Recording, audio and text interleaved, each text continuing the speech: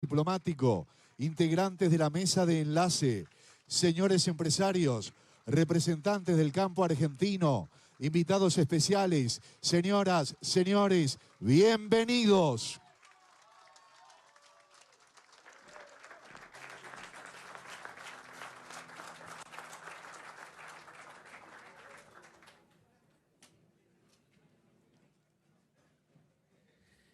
En el estrado ya se encuentran ubicados el señor presidente de la Nación, doctor Javier Milei, junto al señor diputado nacional, José Luis Espert. Señor diputado, tiene usted la palabra. Muchas gracias. Muy buenas tardes a todos. Muy feliz de estar aquí con mi familia, con la familia del campo, con la familia agropecuaria. Como lo sabrán algunos, y si no se los cuento hoy, yo nací en Pergamino, provincia de Buenos Aires. Toda la vida mi familia ha tenido como actividad la actividad agropecuaria. Hoy la actividad agropecuaria está gerenciada por mi hermano, mi querido hermano Gustavo Espert, que por acá estará, allá atrás. Bueno, se ha ocultado un poco. Mi hermano querido, gracias por estar acá, acompañándome y acompañando al señor presidente.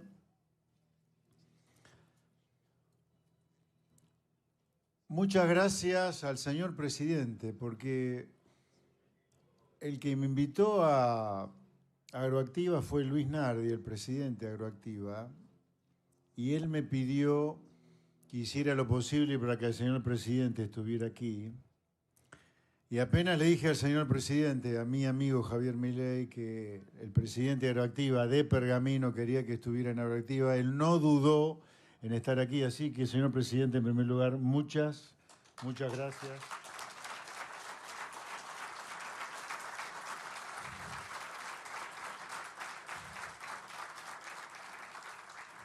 Demostrando una vez más, en particular para conmigo, una enorme generosidad. Y lo digo cada vez que puedo. Javier conmigo ha sido extremadamente generoso, siempre, desde que nos conocemos, hace ya, ¿no? Estamos 2014 aproximadamente, ¿sí? O antes, casi 10 años por lo menos entonces, y siempre fue muy generoso conmigo, desde que nos conocemos. Si hay una anécdota para contar, que la cuente el señor presidente, no voy a ser yo. Tenemos muchas, pero bueno, hay una muy peculiar. Él ha sido muy generoso conmigo siempre, repito. A ver, ¿qué es lo que recibimos como gobierno cuando Javier Milei asume la presidencia el 10 de diciembre? Un país muy cercano a una nueva crisis. Argentina ya venía con 6 crisis en los últimos 60 años, una en promedio cada 10, y se aproximaba a la 7ª crisis, una 7ª crisis que muy probablemente hubiera sido una hiperinflación. Si uno analiza algunos índices de precios que recibimos cuando el presidente asume la presidencia el 10 de diciembre, estábamos cercanos al 14.000, 15.000% de inflación anualizado. Esto es una hiperinflación. Un sistema fiscal completamente roto, un gasto público desbordado, fiscal y cuasi fiscal. Una Argentina relacionándose con las lacras del mundo como Venezuela, Cuba, Nicaragua, completamente alejado del primer mundo, completamente alejado de Occidente. Un sistema educativo roto, con las calles tomadas por estos delincuentes traficantes de la pobreza como los Grabois, los Pérsicos, los Beliboni. Con una economía completamente cerrada, con el agro transformado por el anterior gobierno de manera absolutamente injusta, inadecuada, en un enemigo del pueblo, cuando sin campo no hay nación, y eso el presidente lo tiene muy claro. Y a partir de ahí comenzamos un proceso de reformas. ¿Cuál es la primera gran reforma que el gobierno que preside Javier Milei ha encarado? Básicamente terminar con los impuestos en Argentina. Y el primero, bajando el gasto público. La única manera de bajar impuestos es bajando el gasto público. Así que acá lo que domina, lo que trasciende, lo que atraviesa el gobierno del presidente Milei, nuestro gobierno, es la baja de impuestos par y paso con la baja de gasto público. La primera etapa de la baja de gasto público es eliminar el impuesto inflacionario. Pero hay que tener claro, este gobierno baja el gasto público desde el primer día. Desde el primer día la casta política paga el costo de bajar el gasto público. Y el primer impuesto que estamos bajando, insisto, y eliminando es el impuesto inflacionario. De hecho, de recibir una economía casi hiperinflacionaria, estamos yendo en mayo a una inflación por abajo del 5% cuando sea anunciada a mediados de junio. Repito, esto en la historia argentina nunca ocurrió antes. Nunca ocurrió que un gobierno, encontrando una economía al borde de una hiperinflación, en solo 5 meses estemos con una inflación por abajo del 5%. Este es nuestro primer logro de esta gran reducción del gasto público que estamos haciendo. 15 puntos de baja de gasto público, 10 puntos del gasto cuasi fiscal, 5 puntos del gasto fiscal, para ir a déficit cero, fiscal y cuasi fiscal. Pero la baja del gasto público va a continuar, porque una vez que logremos asentarnos y estar tranquilos que el fisco está en equilibrio y que no tenemos déficit cuasi fiscal, vamos a tener superávit fiscal y a partir de ahí continuaremos con la baja de impuestos. Hay muchos impuestos para bajar a partir de que tengamos superávit fiscal y empecemos a comernos el superávit fiscal bajando impuestos. Por supuesto, los derechos de exportación, el impuesto país, el impuesto al cheque, y así siguen las bajas de impuestos que vamos a continuar. En el gobierno tenemos clarísimo que de los peores impuestos que puede haber en el país son aquellos impuestos que nos alejan del comercio con el mundo. Y los derechos de exportación es el impuesto que por definición nos aleja del mundo. ¿Por qué? Por una cuestión muy simple. Si uno penaliza las exportaciones, uno no tiene ningún incentivo, a producir para exportar. Y la exportación por definición es aquello que nos abre al mundo. Por lo tanto, tenemos muy claro en el gobierno que uno de los grandes impuestos que tenemos que eliminar es el impuesto a las exportaciones, los derechos de exportación. Así que sin duda ese impuesto está en la lista. Así que el programa está clarísimo.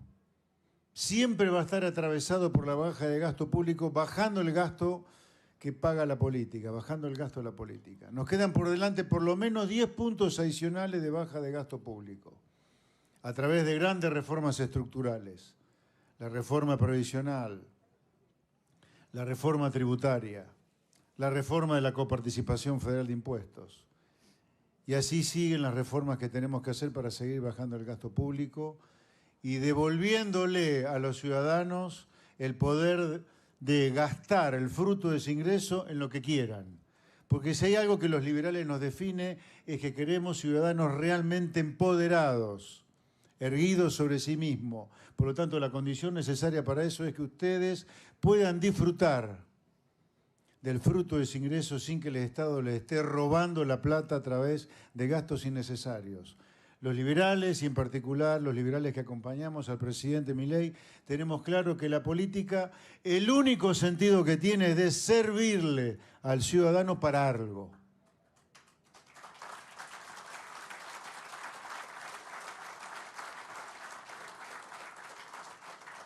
No concebimos a la política como un fin en sí mismo, sino como un medio y solo un medio para lograr cosas.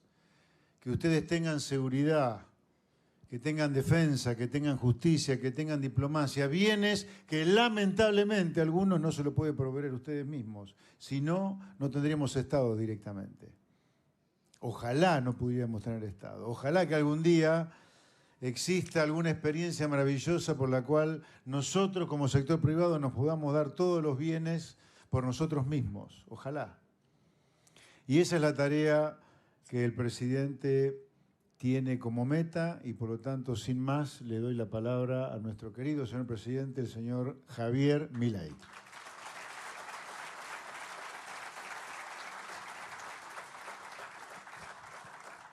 Muchas gracias a todos los presentes, gracias, profe Espert. Y tal como señalaba José Luis, nosotros al momento de asumir estábamos al borde de lo que estaba diseñado para ser la peor crisis de la historia argentina. Básicamente, teníamos un desequilibrio monetario peor que el de la previa del Rodrigazo. Teníamos una situación de quiebra en el Banco Central aún peor que la que había en la previa de 1989, la hiperinflación de Alfonsín, que en mayoristas terminó rondeando una inflación del 5.000% anual. Digo, a veces hay que mencionar estas cosas para recordarlas. Algunos las vivieron, otros se las contaron. Y por otra parte teníamos indicadores sociales peores que los del 2001. Es decir, estábamos frente a lo que iba a ser la peor crisis de toda la historia argentina. Y básicamente nosotros no nos quejamos por eso, porque sabíamos que la posibilidad de que un liberal libertario llegara a ser presidente no iba a ser en condiciones normales de presión y temperatura. Así es que nosotros estábamos preparados tanto para una situación como si le reventaba al gobierno anterior o si el gobierno anterior era exitoso y nos dejaba la bomba a nosotros. En ese sentido, nosotros teníamos distintos programas planteados y así es que, digamos, desde el día 1 nos pusimos a trabajar. Para que más o menos tengan un orden de magnitudes, nosotros recibimos déficit gemelos por 17 puntos del PBI. Y eso, digamos, uno diría, bueno, qué grave es o no. Bueno, miren, cuando ustedes tienen 4 de déficit gemelos en términos de PBI es una alerta amarilla.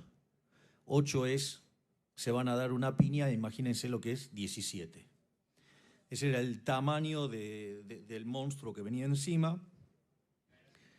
Tal cual como señala José Luis, los índices de precios en la primera semana de diciembre venían corriendo a una tasa del 3.700% anual, o sea, un 1% diario.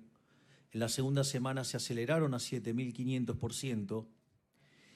Y, digamos, si ustedes, y nosotros presentamos que había un escenario de posibilidad de que la inflación, digamos, plantada era del 15.000%, y efectivamente la inflación mayorista de diciembre, que es la que se anticipa a minoristas, dio 54% mensual. Eso anualizado da 17.000%.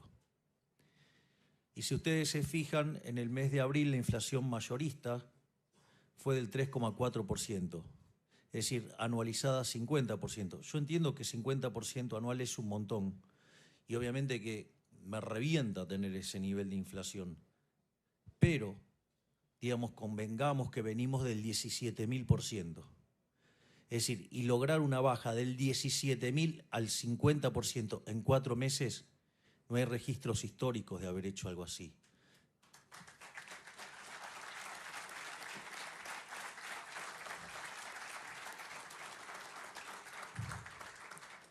Porque al mismo tiempo nosotros eso lo logramos sin que hubiera un estallido previo, como en otros casos. Lo logramos sin que hubiera expropiaciones, llámese como por ejemplo un plan Bonex. Lo logramos sin controles ni acuerdos de precios. Y al mismo tiempo tampoco fijamos el tipo de cambio, que es un mecanismo para acelerar la baja de la inflación. Por lo tanto, digamos, en términos de logro, el logro es enorme, pese a que lo quieran reconocer o no, digamos, determinados actores políticos. Por otra parte, ¿cómo lo hicimos? O sea, básicamente nosotros enfrentamos esos 17 puntos de déficit gemelo, donde 15 eran del fisco, donde 5 estaban en el Tesoro y 10 estaban en el Banco Central.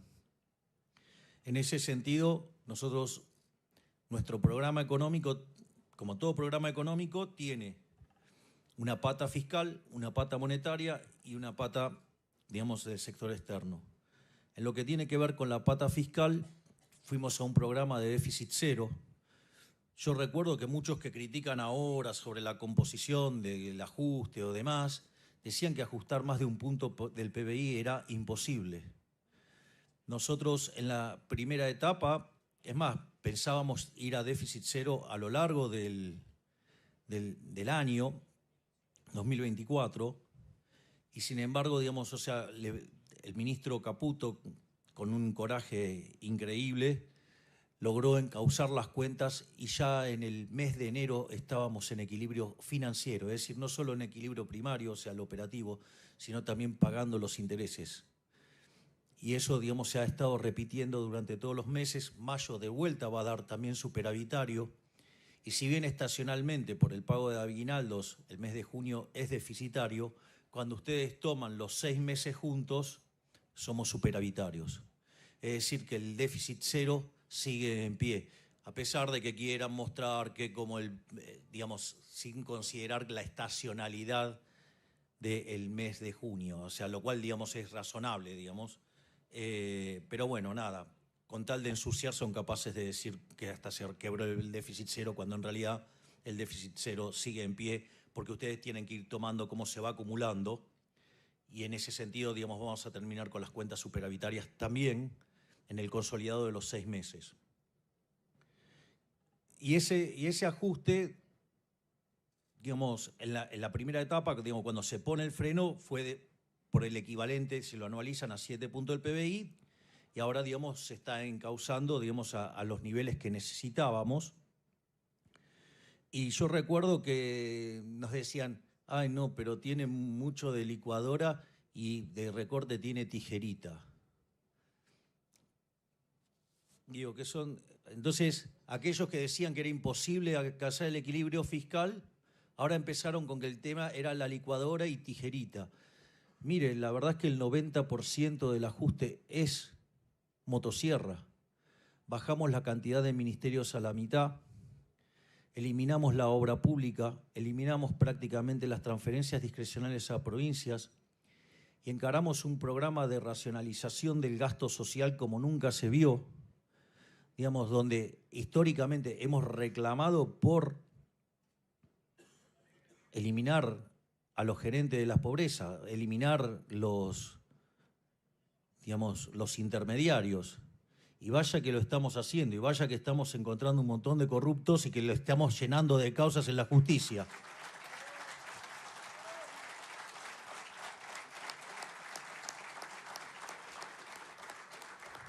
Por ende, no solo que estamos cumpliendo con el mandato de las urnas de bajar la inflación, estamos cumpliendo con el mandato de poner la calle en orden, cosa que gran mérito de la ministra Bullrich, sino que además estamos dando una lucha sin cuartel contra los corruptos y los que hundieron a este país, que usan las causas nobles para esconderse detrás de los pobres, y cuando ustedes le están tocando el curro, los acusan de insensibles. Cuando en realidad lo que está pasando es que están llorando y gritando básicamente porque se le están terminando los curros y porque tienen abstinencia de caja.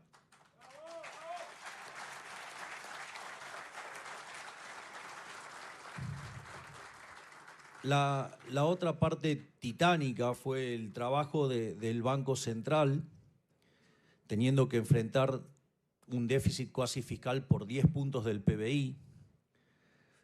Y ahí se hicieron varias cosas en materia de política monetaria.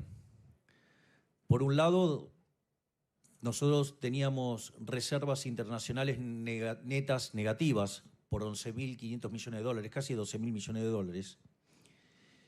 Además, teníamos una brecha cambiaria del 200%, había una relación 3-1. Y recuerdo cuando estábamos digamos, yo después de las elecciones de las PASO, me fui a vivir al Hotel Libertador, porque, digamos, nada, como estaba viviendo en Benavides, eso implicaba por lo menos 1 hora de viaje en horas no pico, y en hora pico podía llegar a tardar 2 o 3. Entonces, por una cuestión, digo, de la dinámica, necesitaba quedarme en Capital Federal. Y yo recuerdo cuando estábamos en el Hotel Libertador con Toto Caputo, con Santiago Bausili y parte de ese equipo maravilloso que han armado, y había que decir, bueno, en rigor no podíamos salir del cepo, porque básicamente teníamos el problema de la deuda de la CIRA, que era un equivalente a 50.000 millones de dólares, teníamos el problema de los dividendos atrapados, teníamos el problema de los pasivos remunerados, digo, para que vean el nivel de perversión de lo que dejó el gobierno anterior, nosotros pasaron todos los pasivos remunerados a un día. Esto quiere decir que si nosotros abríamos alegremente, como ellos esperaban que lo hicieran, sin tener conciencia de todo esto, íbamos a quintuplicar la base monetaria en un día. Digo, la hiper era evidente, iban a empezar con su tradicional política de los saqueos y ataque a supermercados y todas esas cosas que hoy algunos periodistas andan promoviendo, es decir, lo cual constituye un delito. Y en ese sentido, digamos, ellos tenían planeado, digamos, derrocar al gobierno para diciembre, para que ya en enero ellos ya estuvieran, y todo el costo del ajuste y hacer todo el desastre inflacionario que lo pagáramos nosotros y terminar de matar de una vez por siempre al liberalismo en Argentina. En ese sentido, nosotros sabíamos que no podíamos salir, porque además teníamos el equivalente de vencimiento de deuda en pesos por 90.000 millones de dólares, teníamos vencimientos de deuda en moneda extranjera por 25.000 millones de dólares, mayormente con organismos multilaterales, pero teníamos caído el acuerdo con el fondo por el descalabro fiscal. Miren, para que más o menos se dé una idea del descalabro que generó esta gente, a lo largo de los 4 años se emitieron dinero por 28 puntos del PBI, que es la verdadera estafa del señoriaje, que después se traduce en el impuesto inflacionario, lo que estaba mencionando muy correctamente antes el profe Spert. Emitieron 28 puntos del PBI, o sea, se afanaron 28 puntos del PBI, porque la emisión monetaria es una estafa, pero de esos 28 emitieron 13 puntos del PBI durante el último año. Digamos, es un escándalo. Lo que hicieron es un escándalo.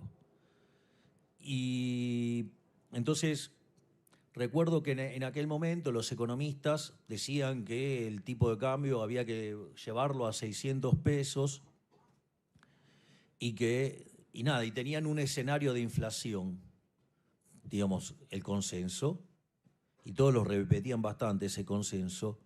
Es interesante porque nosotros, digamos, yo cuando estábamos ahí, yo les digo, pongamos el tipo de cambio a un tipo de cambio que se asimile al del mercado. Eso ahora voy a explicar por qué, pero entonces, dado que estábamos contemplando, digamos, el impuesto país, entonces eso daba que había que ponerlo en torno a 800 pesos. Y nos criticaron muchísimo por eso. Ahora, esos mismos que nos están criticando ahora y que hablan del atraso cambiario, ellos habían hecho el escenario con 600 de tipo de cambio y con más inflación. Nosotros lo pusimos en 800 y con mucho menos inflación. Por eso digo, es bastante gracioso, digamos, lo pifiadores seriales que son algunos economistas que tanto consultan. Dicho eso permitió, por ejemplo, que nosotros compráramos desde el inicio de la gestión 17.500 millones de dólares. Me encanta cuando vienen y lo critican, digamos, los que en el medio saquearon al Banco Central por 45.000 millones de dólares.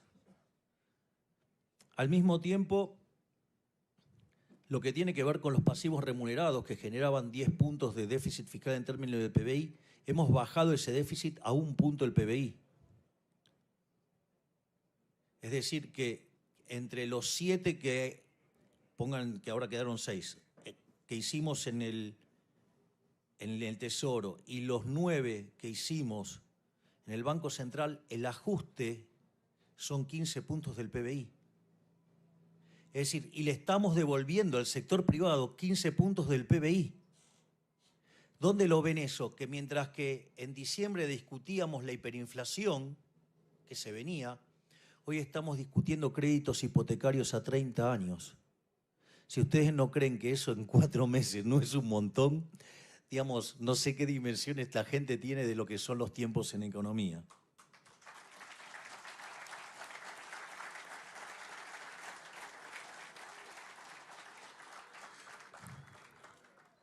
Y otra cosa que era muy interesante era cómo entonces, porque yo les acabo de adelantar el resultado de cuánto achicamos el cuasi fiscal, pero también es muy interesante cómo fue bajado eso, ¿no? Porque nosotros lo que hicimos fue arbitrar la tasa en dólares. Es decir, teniendo en cuenta que digo que los argentinos, como consecuencia de haber sido estafados desde el año 1935 en adelante con la moneda local, digo, tiendan a querer comprar dólares. Es decir, que la economía sea bimonetaria no es porque los argentinos son malos, es porque hemos tenido políticos que son reverenda mierda.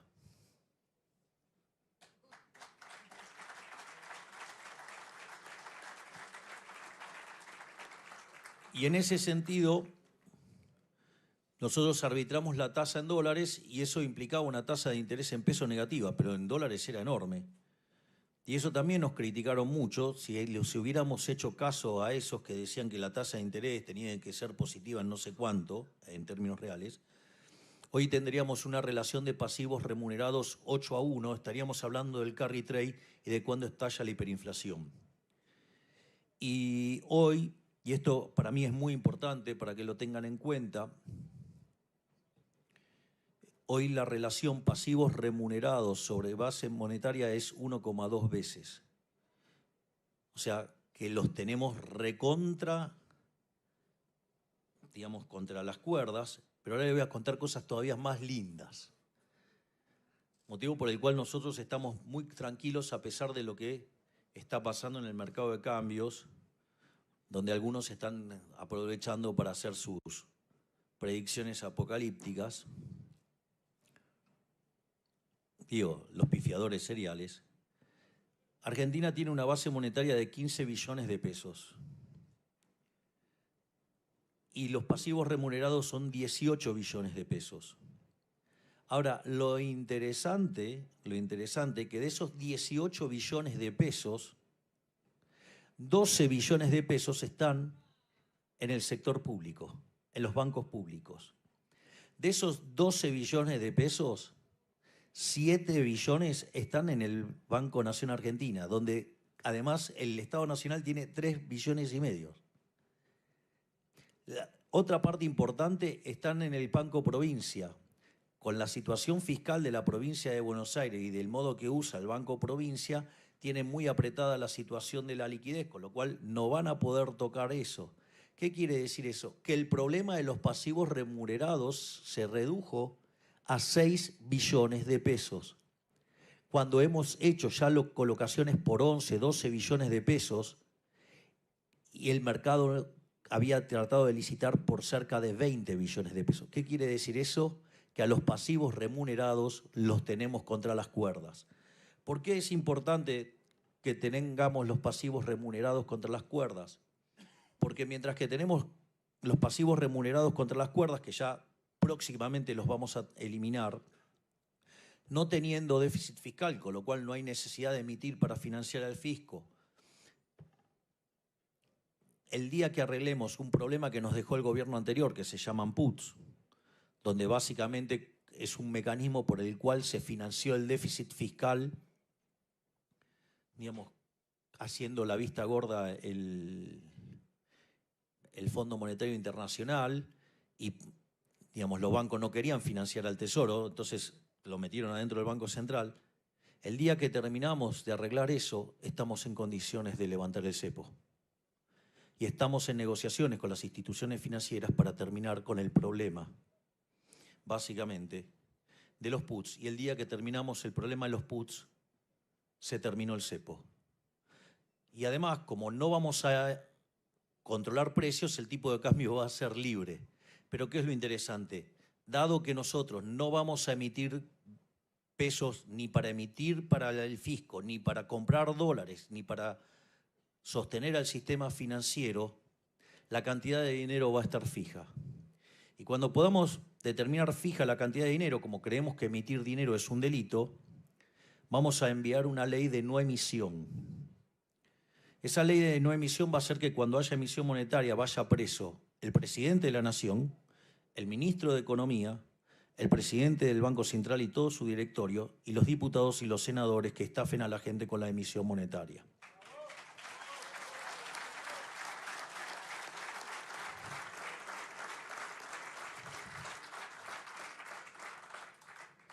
Ahora, es cierto que hay algunos que pueden decir, bueno, pero acá hubo leyes y se las llevaron puestas. Sí, es cierto. Ahora, también es cierto que nosotros le vamos a dar a esta ley categoría de delito de lesa humanidad. Por lo tanto, es imprescriptible. Entonces, sí, va a poder venir otro gobierno de repente, volver a emitir y volver a las andadas. Y seguro que van a querer cambiar la ley cuando quieran hacer eso y van a dar un montón de motivos muy sensibleros, como hacen siempre. Pero siempre cuando vuelva la inflación, la gente va a recordar que los liberales somos los que exterminaron la inflación. Y ahí, digamos, cuando vuelva otro gobierno, va a recordarles que ese era un delito imprescriptible y los va a meter a todos presos. Así es que, digamos, vamos a avanzar con eso porque vamos a terminar definitivamente para siempre con la inflación en Argentina.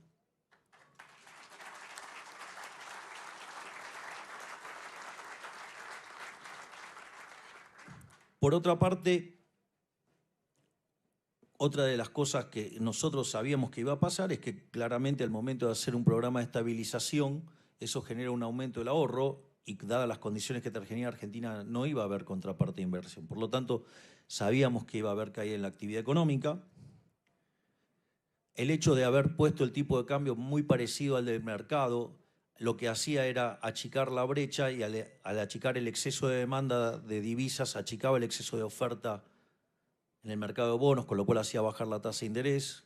De hecho, recibimos un riesgo país de 2.900, llegamos a estar en 1.100 y hoy gracias a la política, digamos que lo único que quiere hacer es romper, porque saben que si esto funciona no vuelven más los chorros.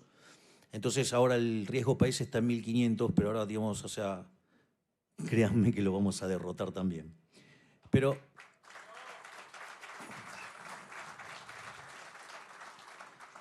al margen de eso, una de las cosas que hicimos fue duplicar a UH. De hecho, la UH está en el nivel más alto desde que se empezó a otorgar.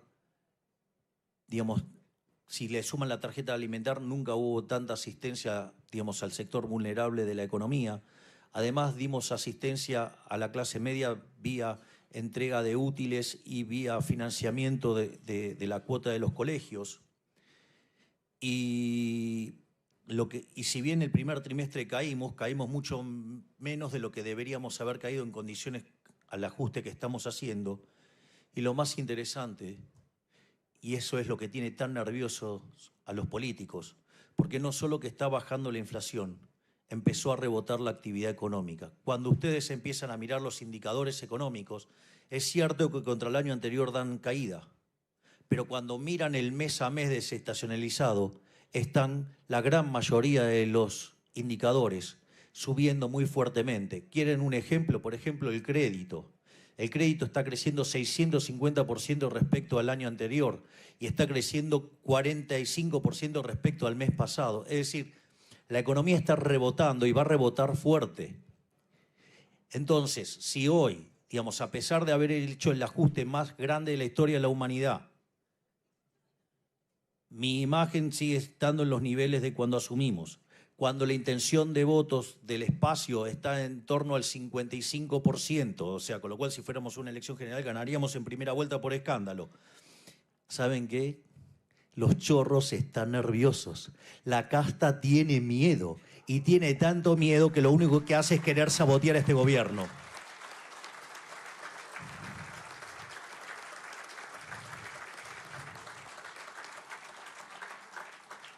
Una de las claras muestras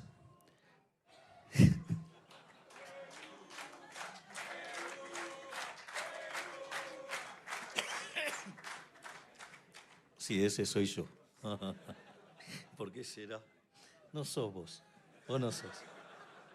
Vos no sos. Esperen un poco, estoy terminando la conferencia.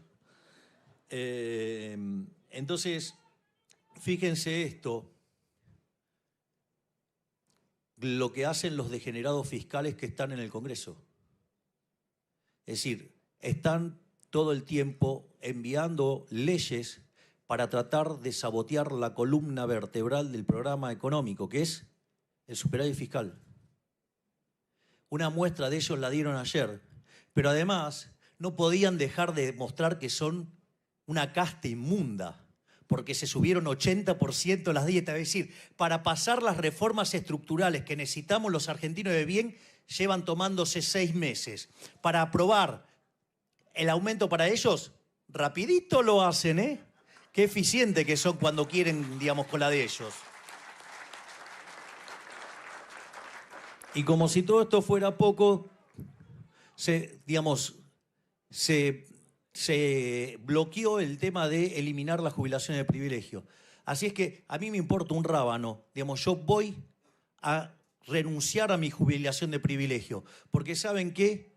Digamos, si yo hago bien mi trabajo, después voy a poder seguir trabajando en el sector privado cuando deje este puesto.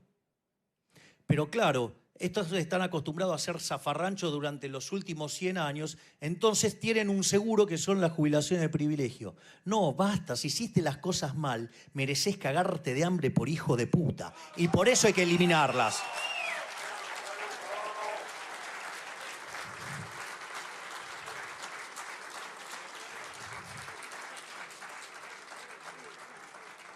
En cuanto a, digamos, la voluntad de voltear el programa económico del gobierno, digamos, por la oposición, digamos, o sea, y por algunos que, digamos, los Corea del Centro, ponele. La realidad es que nosotros, si van contra el equilibrio fiscal, nosotros vamos a vetar todo lo que vaya contra el equilibrio fiscal. No voy a entregar el déficit cero de ninguna manera. Y si aún así buscaran el mecanismo para seguir rompiendo el equilibrio fiscal, voy a bajar más el gasto público hasta que les duela más a la política. Así que no tengan dudas que el déficit cero está para quedarse.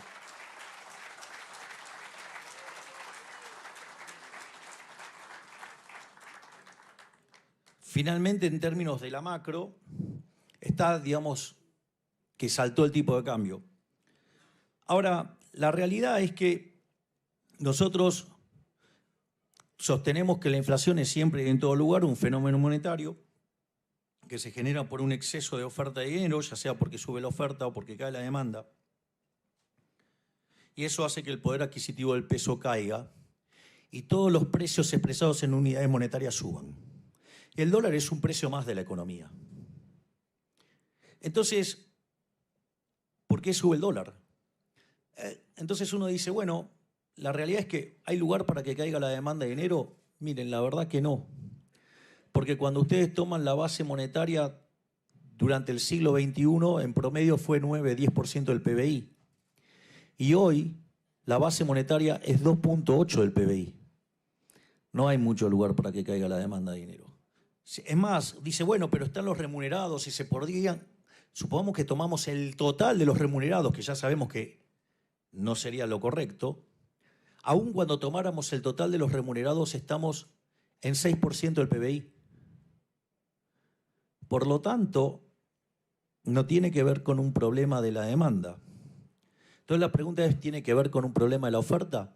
No, si no estamos emitiendo para financiar el fisco. Entonces, ¿por qué pasa esto? Básicamente pasa por culpa de los degenerados fiscales que están en el Congreso. ¿Qué es lo que pasa? Cuando los degenerados fiscales, digamos, están tratando de torpedear el superávit fiscal, lo que pasa es que la percepción es que si lo lograran, la condición de solvencia del Estado cae, del gobierno cae y por ende, digamos, el precio de los bonos cae. ¿Y por qué esto es importante? Y eso es lo que ustedes ven hoy con un riesgo país de 1.500. ¿Por qué es importante esto? Porque ustedes hoy, como hay control de capitales, no compran dólares de manera directa, lo hacen de manera indirecta. Y en ese sentido, el mecanismo indirecto para hacerlo es los bonos. Entonces, ustedes hoy en el precio de los bonos, lo que están viendo es el problema, digo, de los degenerados fiscales tratando de romper el equilibrio fiscal y no obedece a un problema monetario. Digamos, cuando vean los números de mayo, cuando vean los números de junio y vean que el resultado fiscal es granítico y no vamos a entregar el resultado fiscal, automáticamente los números de los bonos se van a acomodar y automáticamente se va a acomodar el tipo de cambio. Por eso es que no estamos nerviosos con lo que está pasando con el tipo de cambio. Y digamos, y nos causa bastante gracias a todos los apocalípticos pifiadores seriales que quieren que las cosas salgan mal para poder convalidar los modelos pedorros con los que pifiaron siempre.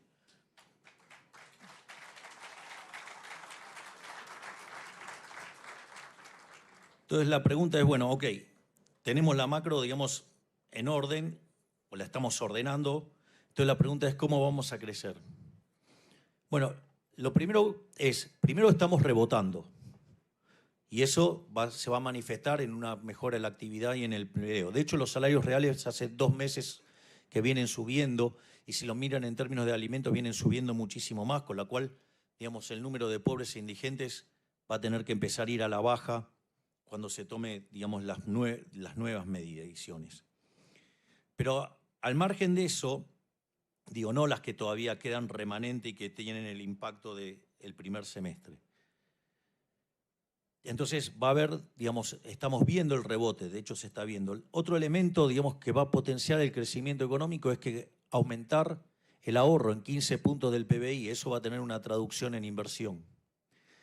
Al mismo tiempo, una economía que lleva 20 años de populismo y que destrozó el capital a mansalva, hace que los retornos reales de la economía sean muy altos. Por lo tanto, la economía tiene mucho margen para crecer solo por la destrucción de capital que hubo.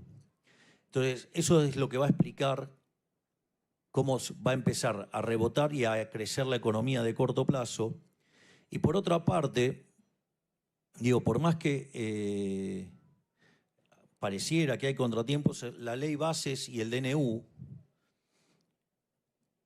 digamos, la ley bases, hay altas chances que salga y el DNU está funcionando. Entonces, más o menos para que tengan un orden de magnitudes, la reforma estructural más grande que se hizo en la Argentina la hizo Menem en los 90. Si ustedes toman el DNU y la ley base como está hoy, esta reforma es 8 veces más grande que la que hizo Menem. Es la reforma más grande de la historia argentina. Y después dicen que no tenemos programa económico. Después parece una cargada. Y voy a ponerlo cuantitativamente.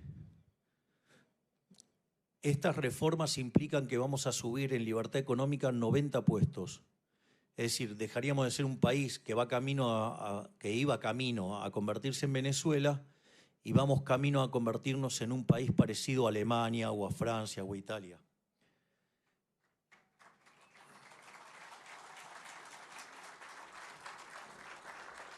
Pero les quiero decir más. Nosotros tenemos como objetivo ser el país con mayor libertad económica en el mundo. Por ejemplo, algo como lo que hizo en su momento Irlanda, que de ser el país más miserable de Europa, hoy tiene un PIB per cápita 50% mayor que el de Estados Unidos. O cosas como las que tiene Suiza o como las que tiene Luxemburgo.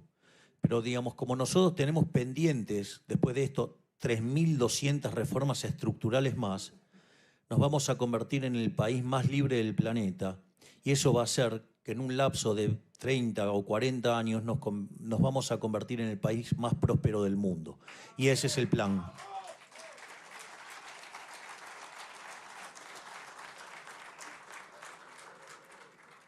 Y finalmente, lo más interesante es ¿qué vamos a hacer cuando la economía empiece a crecer? Porque ahí van a aparecer muchos recursos fiscales. Obviamente que los degenerados fiscales que quieren hacer, gastarla a ellos. Bueno, nuestra idea es que cuando se empiece a dar de manera sostenida el superávit fiscal, devolvérselo a la gente de bien, a los que trabajan, a los que verdaderamente son los grandes héroes de la Argentina, devolvérselo con baja de impuestos.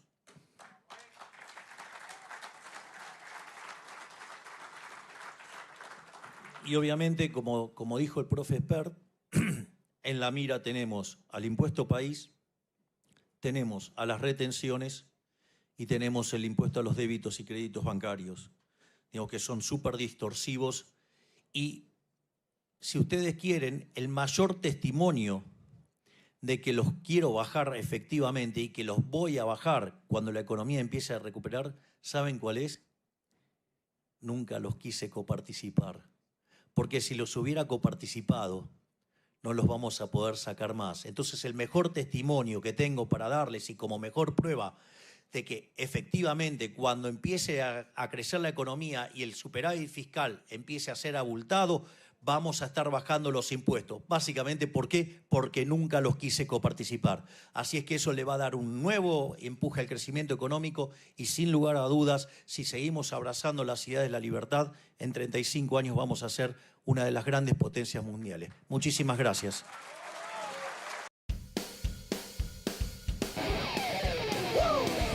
A la mierda los malditos empresarios, a la mierda sodomitas del capital. Basta de basura keynesiana, ha llegado el momento liberal.